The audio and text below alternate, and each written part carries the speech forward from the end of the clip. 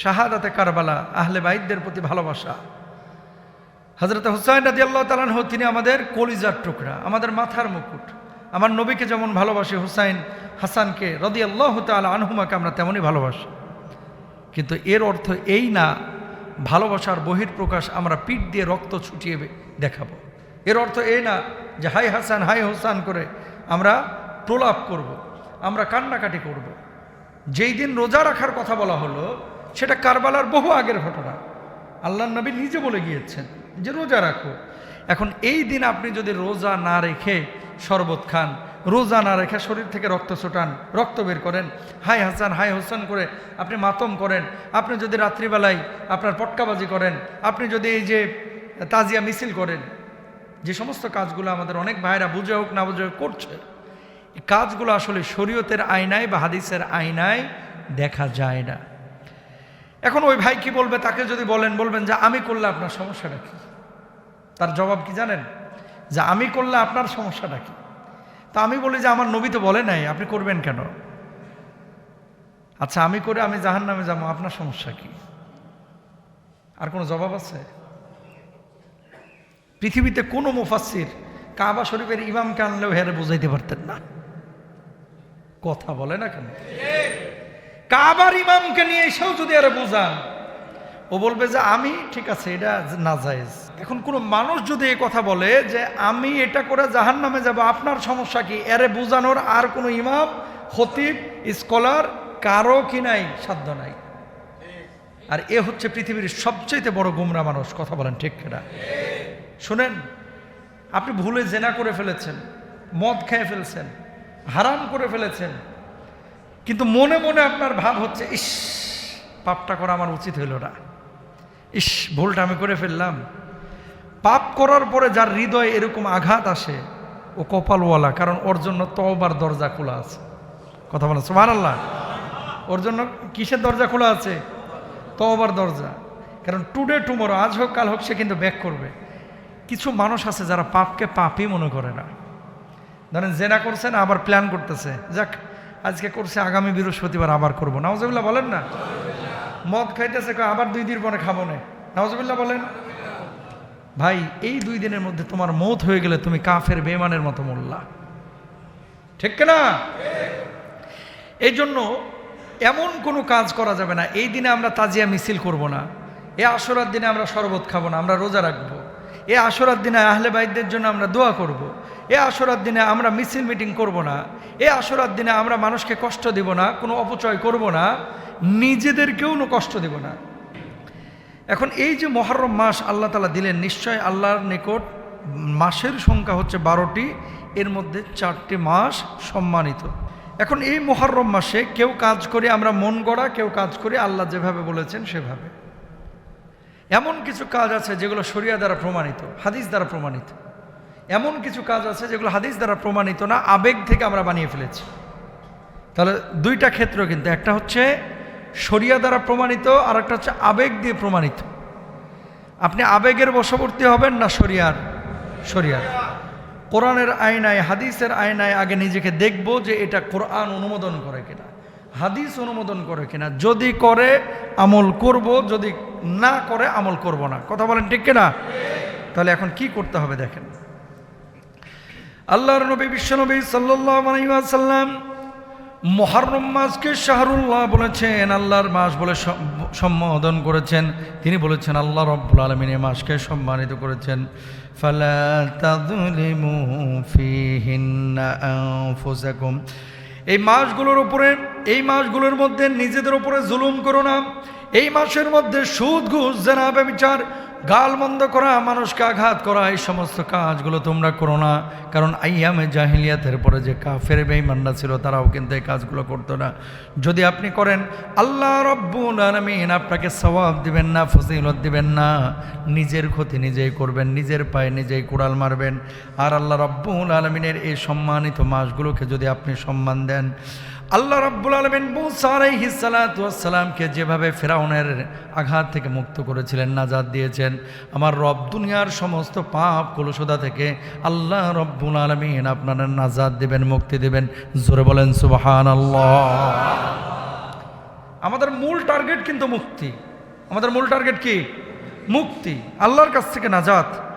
ফাআনা আহাক্কু বিমূসা মিনকুম। খেয়াল করেন, নবীজি সাল্লাল্লাহু আলাইহি ওয়াসাল্লাম যখন মদিনায় আগমন করলেন, হিজরতের পরে আগমন করার পরে আল্লাহর হাবিব বিশ্বনবী সাল্লাল্লাহু আলাইহি ওয়াসাল্লাম দেখলেন ইহুদিরা রোজা রাখছে।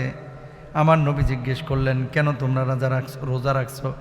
ইহুদিরা জবাব দিল, হাদা ইয়াউমুন নাজাল্লাহু ফীহি মূসা ওয়া কওমাহু ওয়া আগরাকা ফিরআউন ওয়া কওমাহু। এই দিন আল্লাহ রাব্বুল আলামিন ফিরআউন থেকে মূসা আলাইহিস সালাতু ওয়াস সালামকে নাজাত দিয়েছিলেন। আমরা সেই মূসাকে ভালোবেসে এই আরাফার দিনে রোজা রাখছি। আমার নবী জবাব দিলেন, ইহুদি হওয়ার পরে মূসা নবীকে ভালোবেসে যদি তারা রোজা রাখতে পারে, আমি নবী আমার বন্ধু মূসার জন্য তার চাইতেও বেশি হকদার রোজা রাখার। জোরে বলেন সুবহানাল্লাহ। কথা বুঝছেন তো কি বলছেন? নবী মদিনায় যাওয়ার পরে দেখছেন যে ইহুদিরা রোজা রাখছে। কি গো, রোজা রাখতেছো কেন? আমরা মূসার জন্য, যেহেতু ফিরআউন থেকে নাজাত পেয়েছে জন্য রোজা রাখছি। আমার নবী বলছে, ফাআনা আহাক্কু বিমূসা মিনকুম। তোমাদের চাইতে আমি তো বেশি হকদার মূসার প্রতি, কারণ মূসা আমার ভাই, সে আমার পূর্ববর্তী নবী। সুবহানাল্লাহ বলেন। এরপর আল্লাহর নবী বিশ্বনবী সাল্লাল্লাহু আলাইহি ওয়াসাল্লাম কি বলছেন? সিয়ামু ইয়াউমু আশুরা আহতাসিবু আলাল্লাহ আন ইউকাফফিরাস সানাতাল্লাতী ক্বাবলা। জোরে বলেন আল্লাহু আকবার। আল্লাহর নবী বললেন, আশুরার রোজা সম্পর্কে আমি আল্লাহর কাছে আশা রাখি, যে ব্যক্তি আশুরার রোজা রাখবে আল্লাহ রাব্বুল আলামিন তার পূর্বের 1 বছরের জীবনের গুনাহ খাতাগুলো মাফ করে দেবে। কয় বছরের? গত 1 বছরে যা গুনাহ করেছেন ধুয়ে মুছে আল্লাহ তাআলা সাফ করে দেবে। সুবহানাল্লাহ। কোন দিন? যে আশুরার রোজা রাখবে। ও কলিজার টুকরা ভাইরা আমার, এখন আপনারা প্রশ্ন করবেন, হুজুর আশুরার রোজাটা আমরা কোন দিন রাখবো? 9 তারিখ নাকি 10 তারিখ? 10 তারিখ। কয় তারিখ? আশুরা মানেই হচ্ছে 10। 10 তারিখ রোজা রাখবেন। ইহুদিরা যেহেতু একটা রাখতো, নবীজি বলছেন যে না, ইহুদির সাথে সামঞ্জস্য না করে তোমরা একটা বাড়ায় নাও, আগে একটা মিলায় নাও অথবা পরে একটা মিলায় নাও। তাহলে কয়টা হয়ে যায়? 2টা। হয় 9-10 রাখেন অথবা 10-11 রাখেন। এটা আমার নবীর কথা। তাহলে আশুরার যে আমল, 1 নাম্বার হচ্ছে, আশুরার আমলের 1 নাম্বার কাজ হচ্ছে এই মানে আশুরাতে আমরা রোজা রাখবো। সবাই আজকে নিয়ত করে ফেলি, জোরে বলি ইনশাআল্লাহ।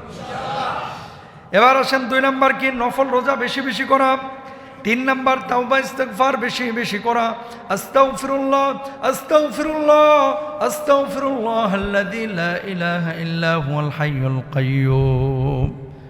যত নবী আম্বিয়া আলাইহিমুস সালাতু ওয়াস সালামদের উম্মতকে আল্লাহ রাব্বুল আলামিন এই মাসে মাফ করেছেন। ইউনুস নবীকে মাছের পেট থেকে আল্লাহ রাব্বুল আলামিন নাজাত দিয়েছেন।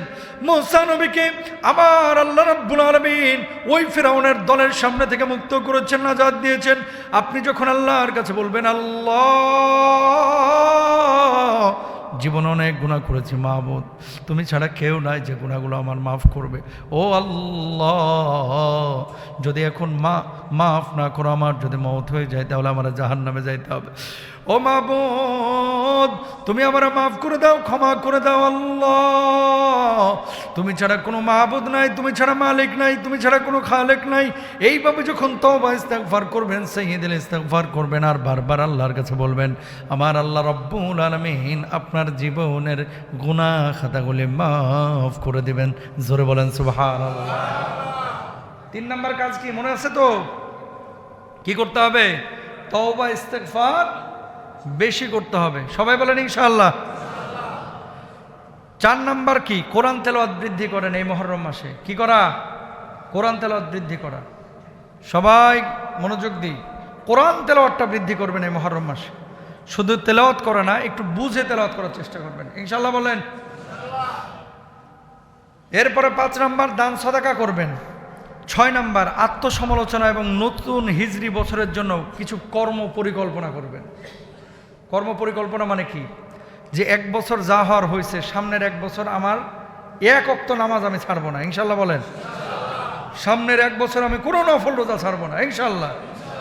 1 বছর সুদ ঘুষ জেনা ব্যভিচার যা করেছি এই আগামী 1 বছর আল্লাহ আপনাকে হাজির নাজির জেনে বলছি, সাক্ষী রেখে বলছি, আমার দ্বারা আর কোনো পাপ আমি সংগঠন করব না। দেখেন আজকে যে মানুষটা মারা যাচ্ছে, সেও কিন্তু আপনার আমার মতোই মনে করছে এখনো অনেক দিন বাঁচব। বোঝেন নাই? আজ বিকালে যে মানুষটা মারা যাবে না, সেও আপনার মতো আমার মতোই ভাবতো যে এখনো অনেক দিন টাইম আছে আমার। এই মোবারক ভাই যে মারা গেছে গত সপ্তাহে, উনিও হয়তো বা গত জুমায় এমনটাই মনে করেছিলেন, এখনো আমার অনেক সময় আছে।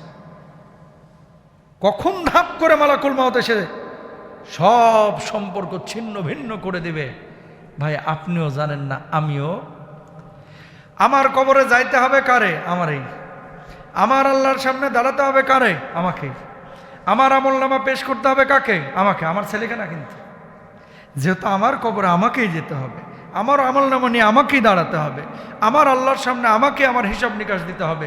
সুতরাং কারও প্রতি নির্ভরশীল না, আমার আল্লাহর জন্য, আমার কবরের জন্য আমাকেই আমল নিয়ে যাইতে হবে। ঠিক না?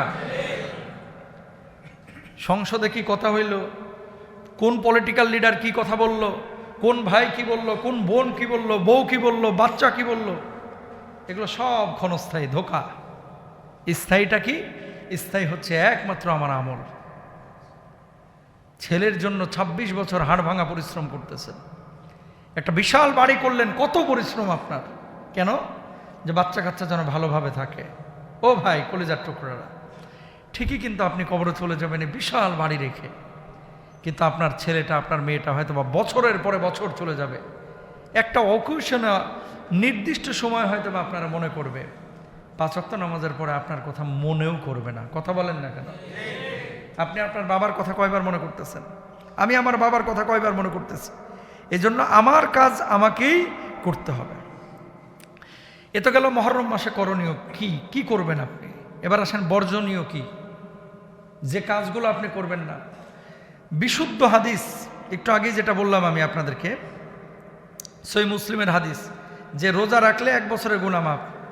এখন এই দিনে যদি রোজা না রেখে কেউ শরবত খায়, হাদিস অনুযায়ী কাজ হইল না হাদিসের বিপরীতে? আমার নবী যেই কপালে চুমু দিয়েছে সেই কপালে তারা আঘাত করেছে। আবার নবী যেই ঘাড়ের ওপরে চুমু দিয়েছে সেই ঘাটটার উপরে তারা ছুরি চালিয়েছে। আমার নবী যেই হুসাইনের কপালে চুমু দিয়েছে সেই কপালে তারা লাথি মেরেছে। আমার নবী যেই হুসাইনের গলায় চুমু দিয়েছে সেই গলার উপরে ছুরি চালিয়েছে।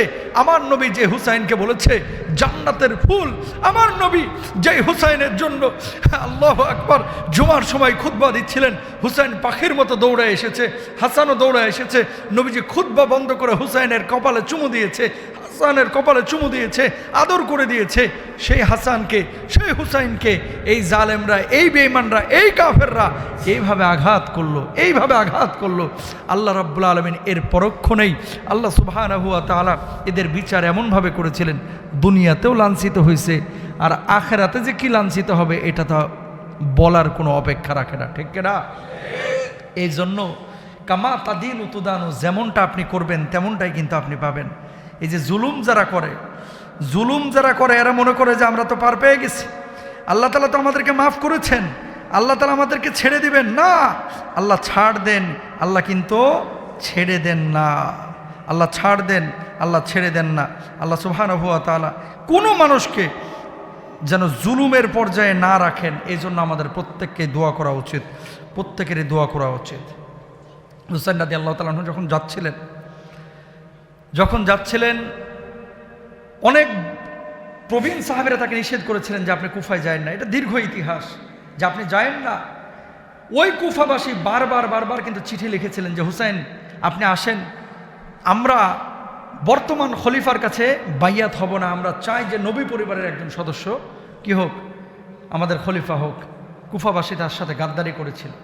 চিঠি লিখে তাকে নিয়ে যাওয়ার পরে এই কুফাবাসী গাদ্দারি বেঈমানি করে তাকে আপনার এই হত্যার মুখোমুখি করেছিলেন। যাওয়ার পরে কিন্তু আর কেউ কোনো খোঁজ খবর রাখেন নাই। এই জন্য গাদ্দারি বেঈমানি কুফাবাসী সেই সময় করেছে, এখন পর্যন্ত কুফাবাসী আর কিন্তু সুখ পায় নাই। ওই জাতিটা যারা এই বেঈমানি করেছিল, হুসাইন রাদিয়াল্লাহু আনহুকে নিয়ে জালেমদের সামনে ফেলে তারপরে সটকে গিয়েছিল, আল্লাহ রাব্বুল আলামিন এখন এদেরকে সুখ দেন নাই, লাঞ্ছিত হচ্ছে, বঞ্চিত হচ্ছে। আহলে বাইত পরিবারের সদস্যদের সাথে বেয়াদবি করার খেসারত এখনও তারা দিচ্ছে। আমি তো গিয়েছি মিশরে, হুসেন রাদিয়াল্লাহু তাআলা আনহুর মাথা মোবারক যেখানে দাফন করা, কালের পরিক্রমায় দেখেন তারা এই বিচ্ছিন্ন দেহটাকে কাফেররা সহ্য করতে পারে নাই। এটাকে নিয়ে তারা কত ধরনের যে বিয়াদবি করেছে। এই জন্য নবী পরিবারের সদস্যদের সাথে কোনো বিয়াদবির চিন্তাও করা যাবে। আল্লাহু আকবার। আল্লাহ তৌফিক দান করুক। আমরা কিন্তু দুনিয়া থেকে চলে যাব, হুসাইন রাদিয়াল্লাহু তাআলা আনহু চলে গিয়েছেন, আমাদেরকেও যেতে হবে। এখন আমি মূলত মুহররমের মাঝ থেকে একটু হুসাইন রাদিয়াল্লাহু তাআলা আনহুর কথা বললাম যে নবী কেমন ভালোবেসেছেন। এবার আসেন, উনারা যেমন চলে গেল, উনারা তো আল্লাহর জান্নাতে চলে গিয়েছেন। আপনি আমি যখন যাব মোবারক ভাইয়ের মতো, আপনি আমি কি নিয়ে যাচ্ছি? কবরের জিন্দেগিতে সুখী জীবন হওয়ার জন্য, আযাব মুক্ত জীবন পাওয়ার জন্য, সুন্দর জিন্দেগি পাওয়ার জন্য কিছু করণীয় আছে। আল্লাহ সুবহানাহু ওয়া তাআলা আমাদেরকে কবরের ব্যাপারে বারবার বারবার কিন্তু সতর্ক করেছেন। যারা জ্ঞানী তারা সতর্ক হয়, যারা জ্ঞানী না তারা সতর্ক হয় না। কাফের বেঈমান যারা, তারা মারা গেলে তাদের রূহ চলে যাবে জাহান্নামের পরিবেশে। যারা ঈমানদার তাদের রূহটা যাবে হচ্ছে জান্নাতি পরিবেশে। আল্লাহ সুবহানাহু ওয়া তাআলা কুরআনুল কারীমের মধ্যে কি বলেছেন? কুল্লু নাফসিন যায়িকাতুল মাউত। আল্লাহু আকবার। সব প্রাণীকে মৃত্যুর স্বাদ আস্বাদন করতে হবে। হুসাইন রাদিয়াল্লাহু তাআলা আনহুকে আল্লাহ রাব্বুল আলামিন শাহাদাতের মওত দান করেছিলেন। আপনারা আমারা হয়তোবা শাহাদাতের মওত দিবেন না, কিন্তু যদি আপনি আমি ভালো কাজ করে দুনিয়া থেকে বিদায় নিয়ে যাইতে পারি, কবরের জিন্দেগিটা সুখের জিন্দেগি হবে। আর কবর হচ্ছে প্রথম ঘাঁটি। ইন্নাল কবরা আউয়ালু মানাজিলিল আখিরা ফা ইন্না জা মিনহু ফামা বাদাহু আইসরাহু মিনহু ওয়া ইল্লাম ইয়ানজু মিনহু ফামা বাদাহু আশাদ্দু মিনহু। কবর হলো আখিরাতের প্রথম ঘাঁটি। যদি কেউ এই সফলতা পায়, কবরের মধ্যে পার পেয়ে যায়, তার পরবর্তী ধাপগুলো তার জন্য সহজ হবে। আর যদি এখানে কেউ সফল না হয়, পরবর্তী ধাপগুলো তার জন্য কঠিন হয়ে যাবে। অর্থাৎ যার কবর ভালো তার আখিরাত ভালো, যার কবর ভালো তার হাসর ভালো, যার কবর ভালো তার আমলের পাল্লা হবে ভারী, যার কবর ভালো পুলসিরাত একেবারে বিদ্যুতের মতো পার হয়ে যাবে। আর কবরে যে ধরা খাবে প্রথম ঘাটিতে, তার গোটা আখিরাতের জিন্দেগিটাই ধরাশয়ী হবে। কথা বলেন ঠিক কিনা? কিন্তু কবর নিয়ে আমরা বড়ই বেখিয়াল।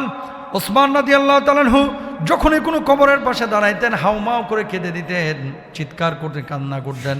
ওমর রাদিয়াল্লাহু তাআলা আনহু সহ অন্যান্য সাহাবীরা বলতেন, ও ওসমান, দুনিয়াতে থাকতে আল্লাহ রাব্বুল আলামিন তোমার জান্নাতের সার্টিফিকেট দিয়েছে, তারপরেও কেন তুমি এত কান্না করো? ওসমান রাদিয়াল্লাহু তাআলা আনহু তখন এই হাদিসটা বারবার শোনাইতেন। কবর হচ্ছে প্রথম ঘাঁটি। এই কবরে যদি আমি মুক্তি পেয়ে যাই, এই কবরে যদি আল্লাহ রাব্বুল আলামিন আমারে মাফ করে দেন, কবরটাকে যদি আমার জন্য প্রশস্ত করে দেন, তাহলে আমার পরবর্তী সময়গুলো সুখের হবে।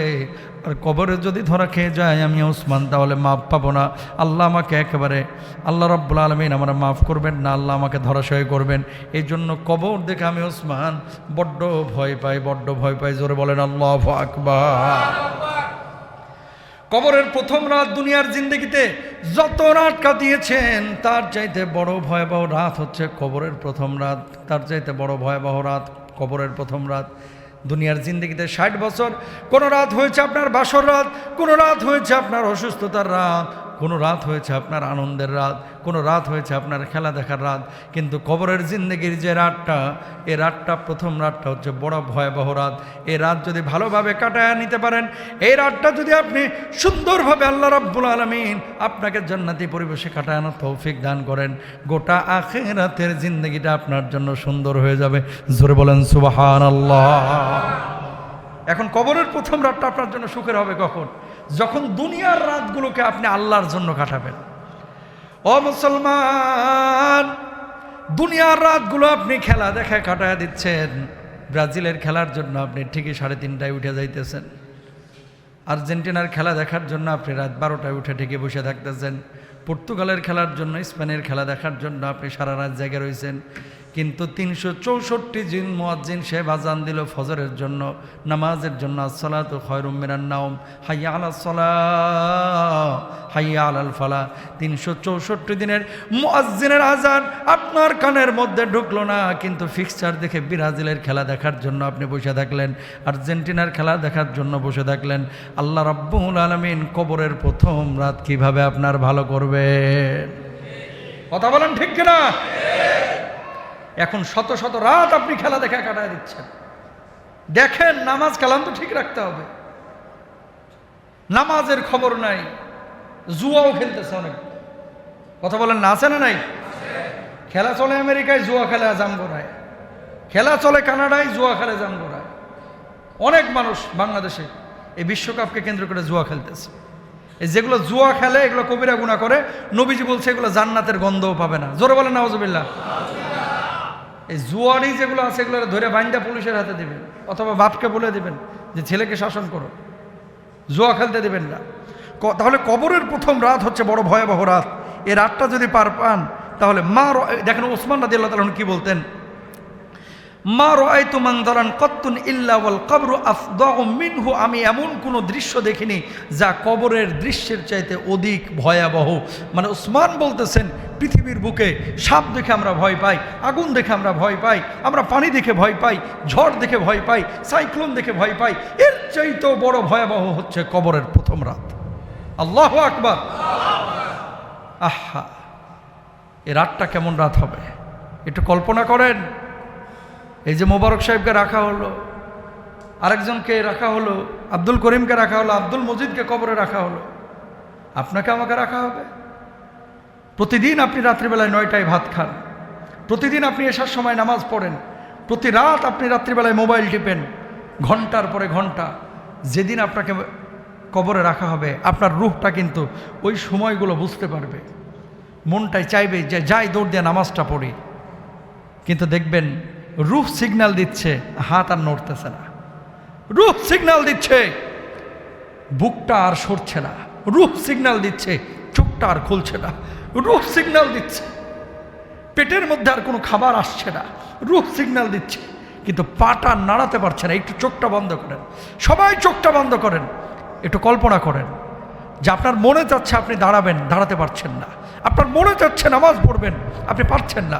মনে যাচ্ছে প্রচণ্ড গরম, আহা আর সহ্য হচ্ছে না। দেখতে পাচ্ছেন আপনার চামড়াগুলো পচে পচে পোকা ধরে যাচ্ছে, আপনার গোশত খুলে যাচ্ছে, আপনার মাথাটা ফেটে যাচ্ছে, মগজগুলো বের হয়ে যাচ্ছে, আর পোকাগুলো এসে আপনার দেহটাকে ভক্ষণ করতেছে।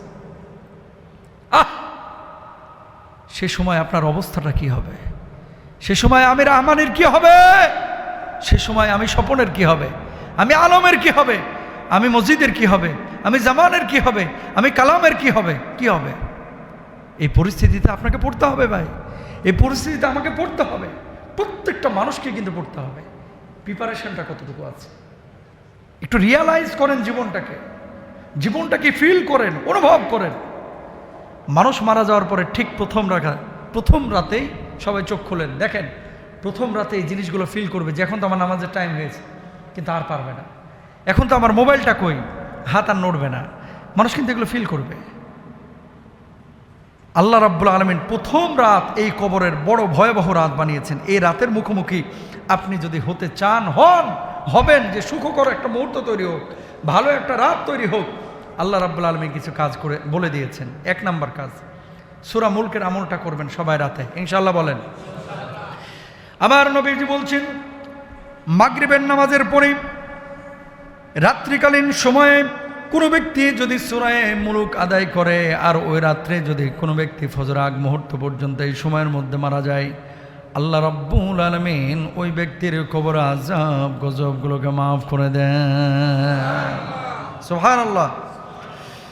2 নম্বর, আপনি যখন নামাজ পড়বেন এই নামাজ আপনার জন্য সাথী হবে, বাতি হবে। 3 নম্বর, মান আদা মসজিদান আদা আল্লাহু লাহু নূরান ফিল কবর। কেউ যদি মসজিদ নির্মাণ করে, মসজিদে বাতি জ্বালায়, মসজিদটাকে আবাদ করে, মসজিদে নামাজ পড়ে, ও রাজুলুন কলবুহু মুআল্লাকুন ফিল মাসাজিদ, মসজিদের সাথে হৃদয়টাকে সম্পৃক্ত করে রাখে, আল্লাহ রাব্বুল আলামিন আরশের নিচে যেমন ছায়া দিবেন, আমার আল্লাহ রাব্বুল আলামিন তার কবরের জিন্দেগিটাকে সুখের জিন্দেগি বানায় দিবেন। জোরে বলেন সুবহানাল্লাহ।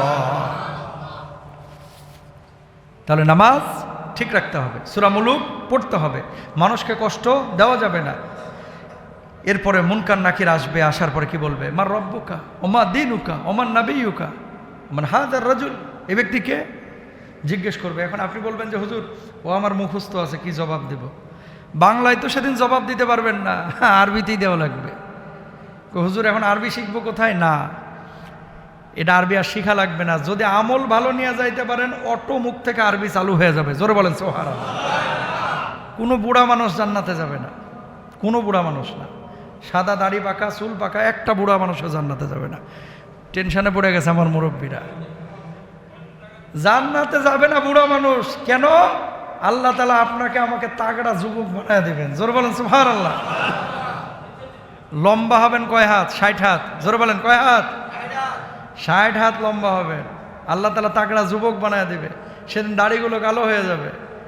আল্লাহু আকবার। তো টেনশনের কোনো কারণ নাই যে হুজুর বাংলা তো পারি না, আরবিতে আবার জবাব দিব কিভাবে? আরবিতে জবাব আপনাকে মুখস্থ করা লাগবে না, এমনি আল্লাহ সুবহানাহু ওয়া তাআলা ব্যবস্থা করে দেবেন। জোরে বলেন সুবহানাল্লাহ। এরপরে দেখেন বিশ্বনবী সাল্লাল্লাহু আলাইহি ওয়াসাল্লাম কি বলছেন? আল্লাহর নবী বলছেন ফায়ুফসাহু লাহু ফি কবরিহি মাদ্দা বাসরিহি।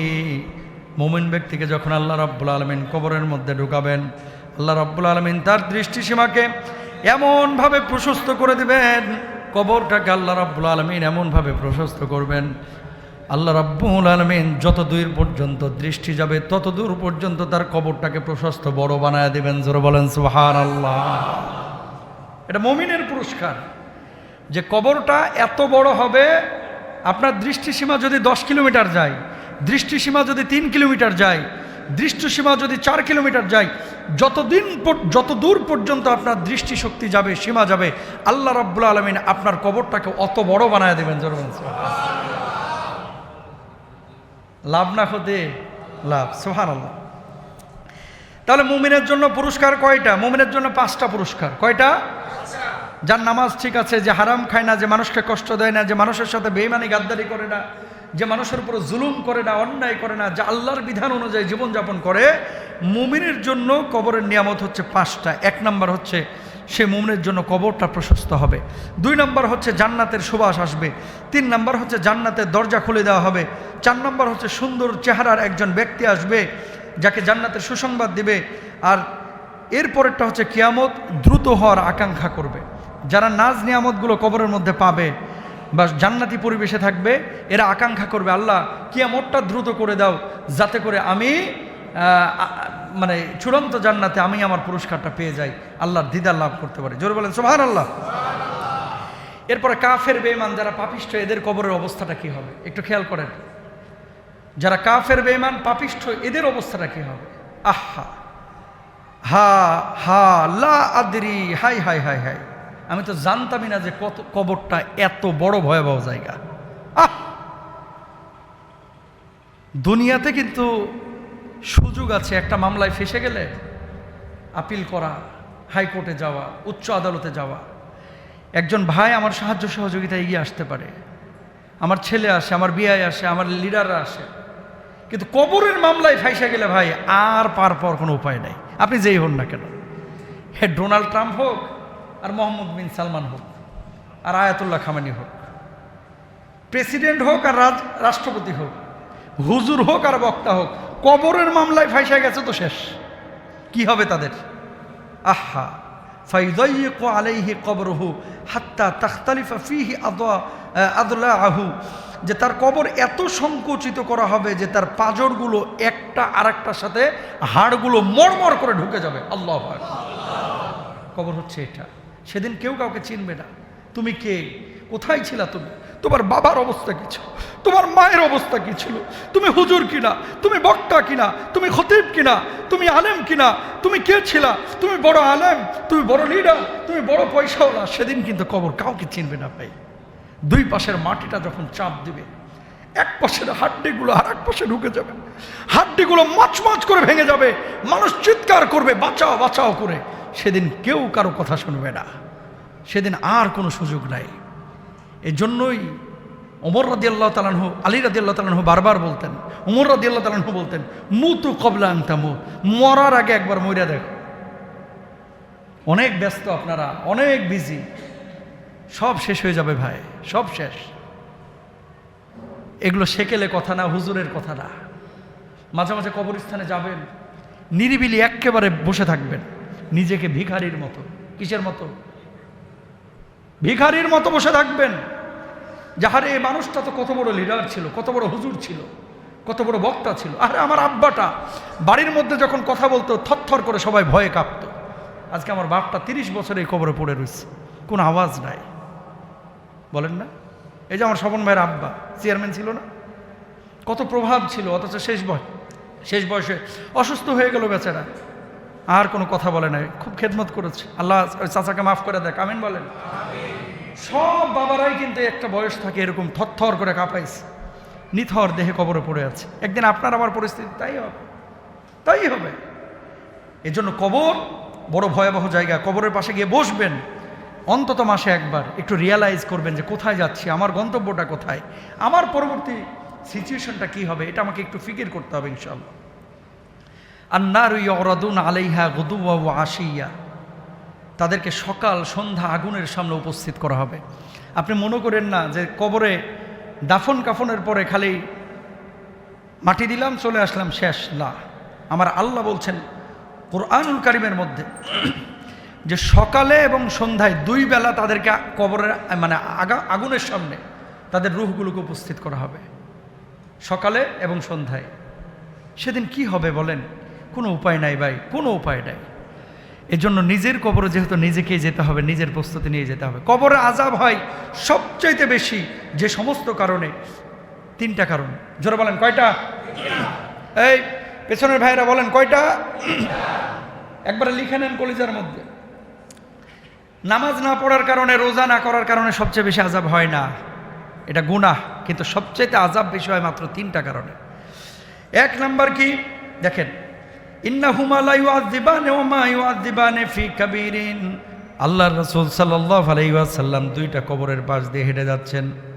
আল্লাহর নবী বললেন এই 2টা কবর আযাব হচ্ছে কানা লা ইস্তাতিরু মিন বাউলিহি।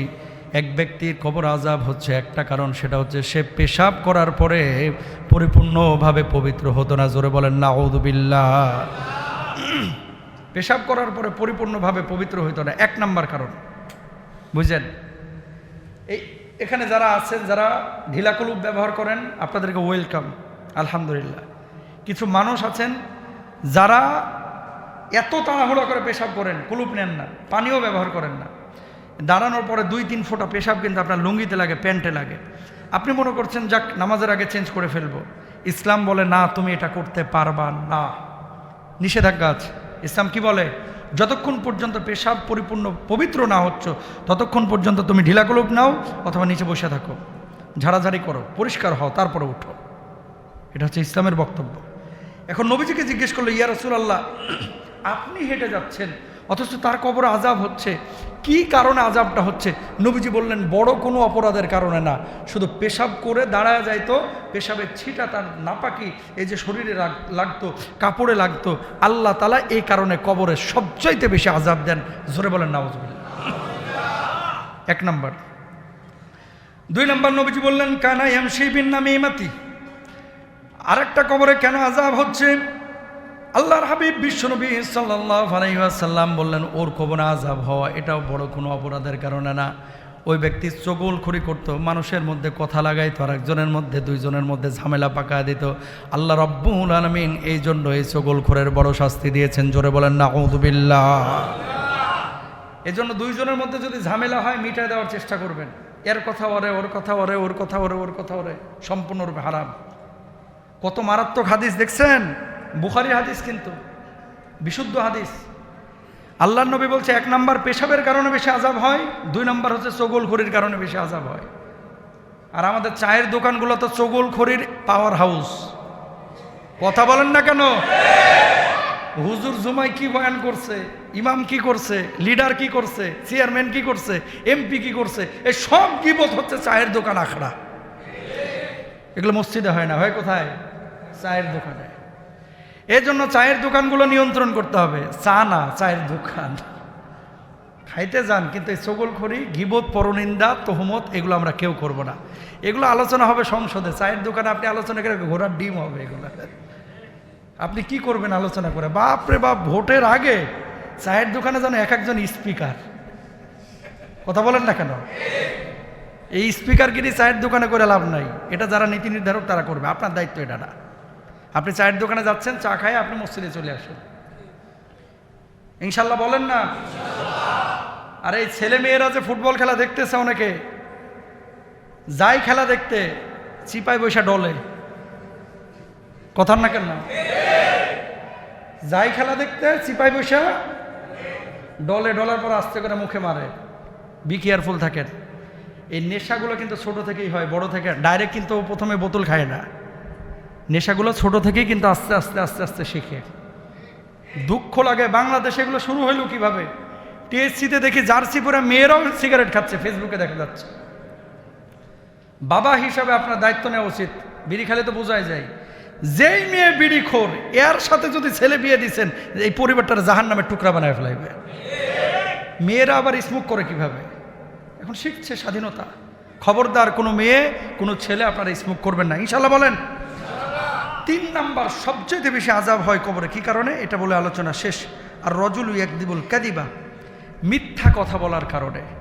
তাহলে 1 নাম্বার পেশাব, 2 নাম্বার চগলখড়ি, 3 নাম্বার হচ্ছে মিথ্যা। আর সিদকু ইউনজি ওয়াল কিযবু ইউহলিক, সত্য মানুষকে মুক্তি দেয়, মিথ্যা মানুষকে ধ্বংস করে। আর মনে রাখবেন, একটা মিথ্যাকে প্রতিষ্ঠিত করতে এর সাথে আরো 10টা মিথ্যা বলা লাগে। কথা বলেন না? যারা যত মিথ্যা কথা বলে, এরা এই মিথ্যা কথাকে প্রতিষ্ঠিত করার জন্য আরও সাথে 10টা বলা লাগে। এই জন্য সবসময় যেটা পারেন সেটা বলবেন, যেটা পারেন না সেটা বলবেন না। জান চলে যাক, জীবনে মিথ্যা কথা বলবো না, ইনশাল্লাহ বলেন। মিথ্যা মানুষকে ধ্বংস করে, মিথ্যা মানুষকে কবর আযাবের মুখোমুখি করে। আমার নবীজি মিথ্যা বলেন নাই, সাহাবী রাদিয়াল্লাহু আনহুম আজমাইন বলেন নাই, আপনি কেন বলছেন? আম কিনতে গেছেন, জানেন যে ফালতু আম, আপনি বললেই হয় যে ভাই আমটা অত মিষ্টি হবে না, বা নিতে পারেন, মোটামুটি ভালো আছে। ভাই 1 নাম্বার আম, এর চাইতে ভালো আম গোটা ঢাকা শহরে পাবেন না।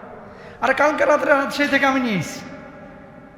এই যে এই সমস্ত চাপাবাজি, মিথ্যা বলে বেচা কেনা করা সম্পূর্ণরূপে হারাম। নাউজুবিল্লাহ বলেন।